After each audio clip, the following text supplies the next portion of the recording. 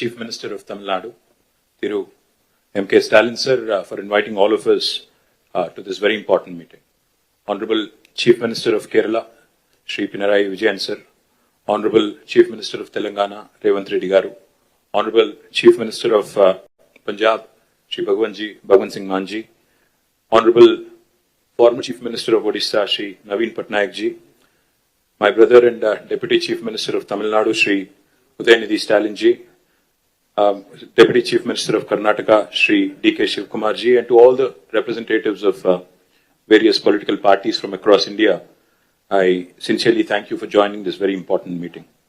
I come from Telangana and I represent the Bharat Rashtra Samiti, which has led a movement for 14 years for the formation of Telangana under the leadership of our leader, Shri K. Chandrasekhar Rao.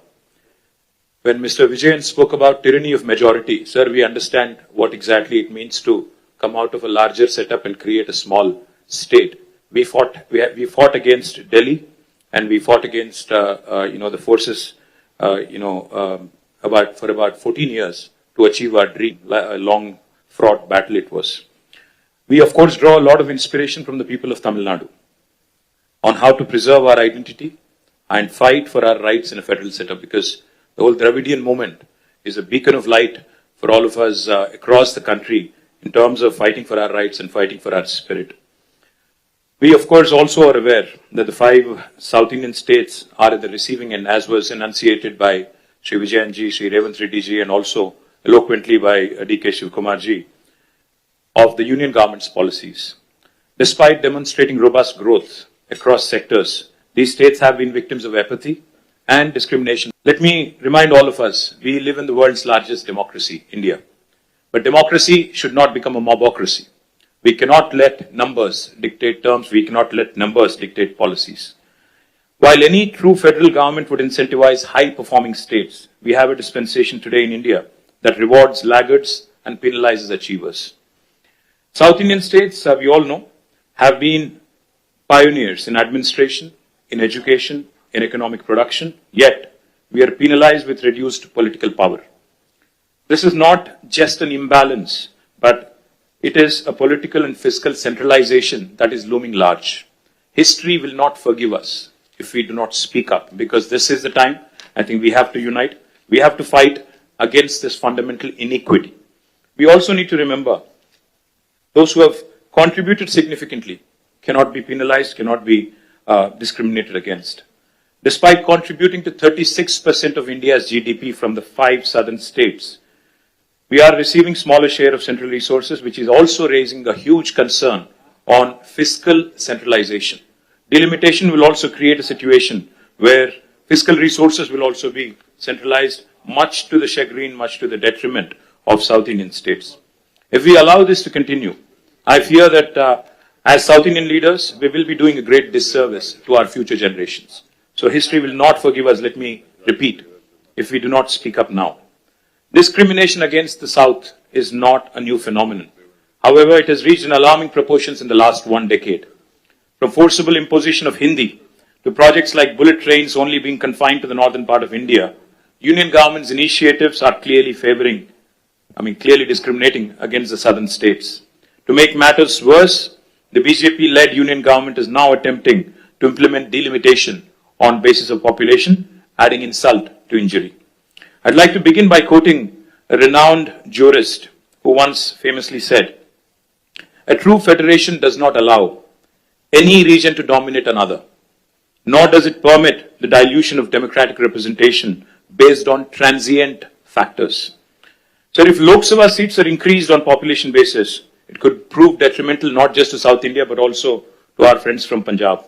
If not approached cautiously, if not approached with utmost caution, this could impact India's federal balance and heighten regional disparities. We all are Indians first, and then I think we have sub-regional identities, and we cannot have that be challenged. India is not a collection of administrative units. It is a pluralistic, ethno-linguistic union of states, where unlike any homogeneous composition like China or Russia, we certainly are not against money being given to lagging states or backward regions. But the fact is, we are not against money of central government going to some states, but we are against hegemony. We are against this superior feeling that, one region is above another. As we are all aware, as was mentioned by all the leaders here, the freeze on seat allocation happened in 1971 after the census.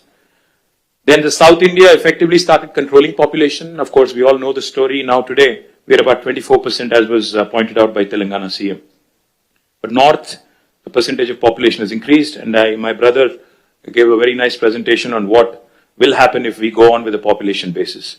The only point I would like to make here, if seats are redistributed purely on pro rata population basis, states that have failed to control population will be rewarded, as was put eloquently by Vijayan sir. This is a perverse reward for somebody who has not performed and for somebody who has diligently followed the guidelines of Government of India. Punishing us with reduced representation is certainly discriminatory. India's democracy must be built on progress, governance and economic contribution, not just population. A fair system should reward progress and encourage development in lagging regions. If India has to become a superpower by 2047, 100 years after we achieved independence, we must empower those driving the growth, not silence them. We must empower those who have done well over the last 7 decades and not punish them. Why do we not trust the words of Union Home Minister who says it will be pro rata and nobody will lose representation? I'll give you a classic example of Telangana. When the new state of Telangana was formed in 2014, we were given a promise in the State Reorganization Commission that the delimitation exercise will be taken up in both Telangana and Andhra Pradesh, and the number of seats in Telangana would be raised, MLA seats, that is, assembly seats, from 119 to 153 in Telangana, from 175 to 225 in Andhra. 11 years since then, and it's an act of the parliament, but no action has been initiated because it is inconvenient for BJP to increase the seats. Where it is convenient for them in Jammu and Kashmir and Assam, they've gone ahead and conducted delimitation. Where it is inconvenient for them in Andhra and Telangana, they've kept it aside. Why do we not trust them? Because, their action, their history speaks otherwise. Today, the union government has indulged in cesses. They've come out with cesses, a formula which basically deprives the states of devolution, of a rightful share in devolution. It's a constitutional right. Therefore, we have apprehensions. Therefore, we have a lot of doubts about the center's intentions.